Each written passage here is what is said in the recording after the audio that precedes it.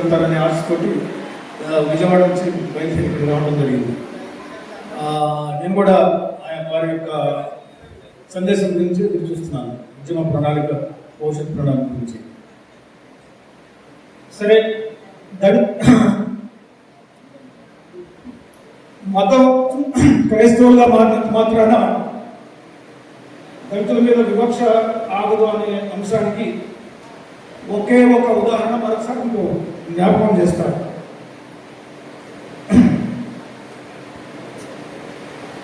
కృష్ణన్న ఆ ఉద్యమ స్ఫూర్తి నుంచి ఇంతవరకు వచ్చారు. అదే కారంచేడు నీరుకొండ మహాసభ ఉద్యమం ఇంతవరకు తెలుసు. కారంచేడు మారణ కారణం జరిగినప్పుడు ఎవరి మీద జరిగిందో వాళ్ళ పేర్లు ఒకసారి మీకు చదివిస్తాను. దారుణ మారణ కాండ మనకి చాలా మందికి తెలుసు. కారంచేడు మారణ కాండ, అక్కడ చనిపోయినటువంటి వ్యక్తులు, చంపబడ్డటువంటి వ్యక్తులు జంతువుల కంటే హీనంగా వెంటాడి వేటపడవడంతో, కొట్టడంతో, వరుసలతో వెంటబడి ముక్కలు ముక్కలుగా నరికినటువంటి సంఘటన పేర్లు ఒకసారి చదివితే ఈ ఒక్క ఇన్సిడెంట్ చాలు, ఈ ఒక్క సంఘటన చాలు. ఏది మతం మారినా, క్రైస్తవ్యం స్వీకరించినా కానీ దళితుల మీద దాడులు ఆగవు, వివక్ష ఆగదు. వాళ్ళ దళితుల యొక్క సమస్యలు పరిష్కారం. క్రైస్తవులుగా మారినప్పటికీ కూడా కులం వారి వెంట వస్తూనే ఉంటుంది. కుల వివక్ష వారిని వెంటాడి వాళ్ళని చంపుతూనే ఉంటుంది, అణచివేస్తూనే ఉంటుంది అనడానికి వాళ్ళు చనిపోయిన వాళ్ళ పేరు దుడ్డు వందనం మాదిగ, దుడ్డు రమేష్ మాదిగ, దుడ్డు అబ్రహాం మాదిగ, తేళ్ల యెహోషువ మాదిగ, తేళ్ల ముత్తయ్య మాదిగ, తేళ్ల మోషే మాదిగ, దుడ్డు ఆలిషమ్మ మాదిగ. ఈ పేర్లన్నీ ఎక్కడ ఉన్నాయండి? బైబిల్లో ఉన్నాయి. ఈ పేర్లన్నీ కూడా బైబిల్లో ఉన్నటువంటి క్రైస్తవుల పేర్లే. వీళ్ళందరూ కూడా క్రైస్తవులుగా మారినప్పటికీ కూడా వారిని కుల ఘోరాలు, కుల రక్కసి వాళ్ళని వెంటాడి వెంటాడి వెంటాడి తరిమి కొట్టి వాళ్ళని చంపి దారుణంగా మారడం కారణం జరిగింది. ఈ ఒక్క ఇన్సిడెంట్ చాలదా? క్రైస్తవ్యంలో మారినప్పటికీ కూడా మనం దళితులుగానే, మాలమాదిగలుగానే గుర్తించబడతాం, మాలమాదిగలుగానే వివక్షకు గురవుతాం, మాలమాదిగలుగానే అణచివేయబడతాం, మాదిగలాగే సమాజానికి దూరంగా ఉంటాం, సామాజికంగా, ఆర్థికంగా అన్ని రంగాల్లో కూడా మనం వెనుకబాటుతూ ఉంటాం. మన మీద దౌర్జన్యం, దోపిడీ ఆ విధంగా చెప్పడానికి ఒక ఇన్సిడెంట్ చాలు. నేను ఇక్కడికి వచ్చిన తర్వాత ఉదయం నేను ఒక విషయం చెప్పాను. ఏమని చెప్పారంటే, ఈ దళిత క్రైస్తవ సమస్య మీద 2 రాష్ట్రాల్లో కూడా వివిధ సంఘాలు, వివిధ నాయకులు, వివిధ డినామినేషన్స్లు, వివిధ రకాలైనటువంటి నాయకులు అందరూ కూడా ఎవరికి వారే విడివిడిగా ఈ యొక్క సమస్య మీద స్పందిస్తున్నారు. మంచిదే.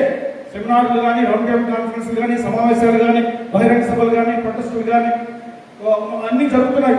అయితే వీళ్ళందరూ కూడా రోమన్ కాథలిక్స్ ఒకవైపు, ప్రొటెస్టెంట్స్ ఒకవైపు, ప్రొటెస్టెంట్స్ లో సిఎస్ఐలు ఒకవైపు, బాప్టిస్ట్ సంఘాల వైపు, ఈ విధంగా రకరకాలుగా ప్రజా సంఘాలు ఎవరికి వాళ్ళే మీటింగ్లు పెడుతున్నారు. అందరూ స్పందిస్తున్నారు. దాన్ని తప్పట్టుకోవడం మంచిది. వీళ్ళందరూ కూడా ఒక వేదిక మీదకి, ఒక నాయకత్వం కింద, ఒక ప్రణాళికతోటి సహోదరులందరూ కూడా ఐక్యత కలిగి బలంగా, స్థిరంగా ఈ యొక్క ఉద్యమాన్ని ముందుకు తీసుకెళ్లాల్సినటువంటి అవసరం ఉందని చెప్పి నేను ఉదయం మీ అందరికీ సూచించాను. అందరూ ఏకం కావాల్సినటువంటి సమయం వచ్చింది.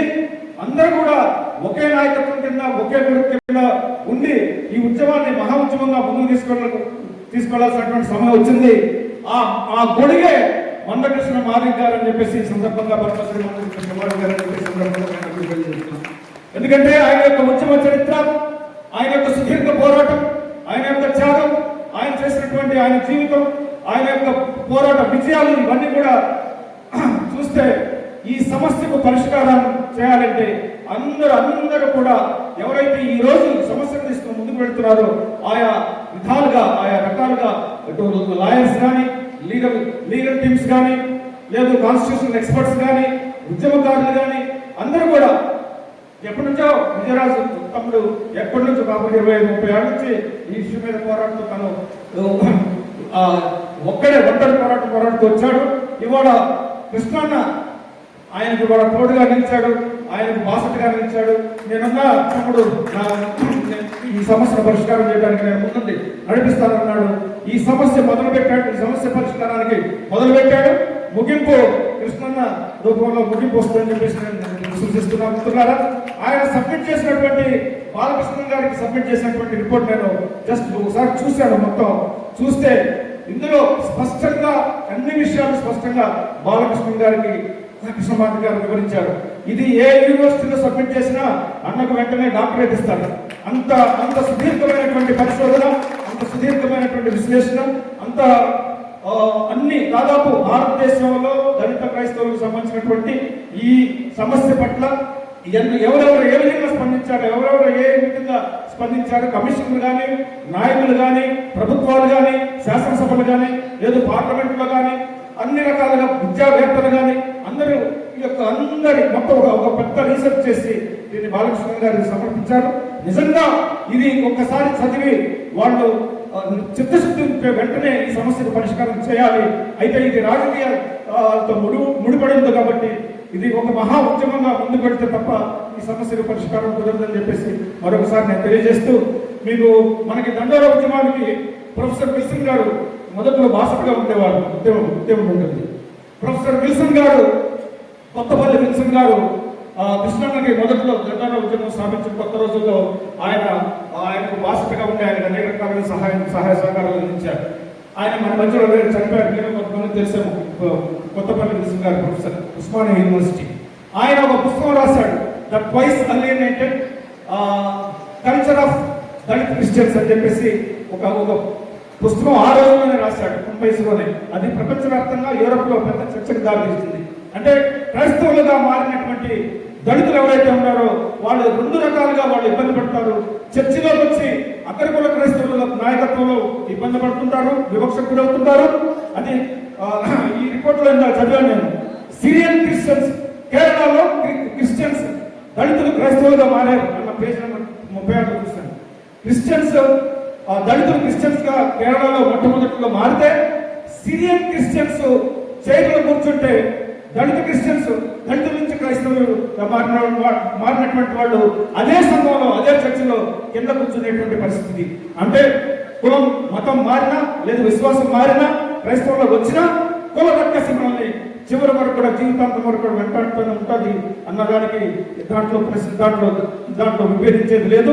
కాబట్టి ఈ రోజు మన ముందున్నటువంటి పరిష్కార మార్గం ఎవరు అందరం కలిసి అన్ని సంఘాలు, అన్ని డినామినేషన్స్, అన్ని ప్రజా సంఘాలు, అందరూ ఉద్యమకారులు, అందరూ లీగల్ ఎక్స్పర్ట్స్, కాన్స్టిట్యూషన్ ఎక్స్పర్ట్స్, మేధావులు అందరూ కలిసి ఒక ఒడుగు కిందకు వచ్చి ఈ యొక్క ఉద్యమాన్ని ముందుకు తీసుకుని వెళ్ళి విజయాన్ని సాధించేంత వరకు కూడా కృష్ణన్నకు వెంట నడవాలని చెప్పేసి మీ అందరికీ పిలుపునిస్తూ ఆయన ఖచ్చితంగా ఈ సమస్యను పరిష్కరించే దిశలో ఆయన పోరాటం చేసి విజయాన్ని సాధించి దళిత క్రైస్తవులకు విముక్తికి విమోచనకు ఆయన నాయకత్వం అవసరం అని చెప్పేసి, చారిత్రాత్మక అవసరం అని చెప్పేసి తెలియజేస్తూ నా వంతు కృషి, నా వంతు పాత్ర నేను పోషిస్తానని చెప్పేసి తెలియజేస్తూ సెలవు తీసుకుంటున్నాను. Thank you.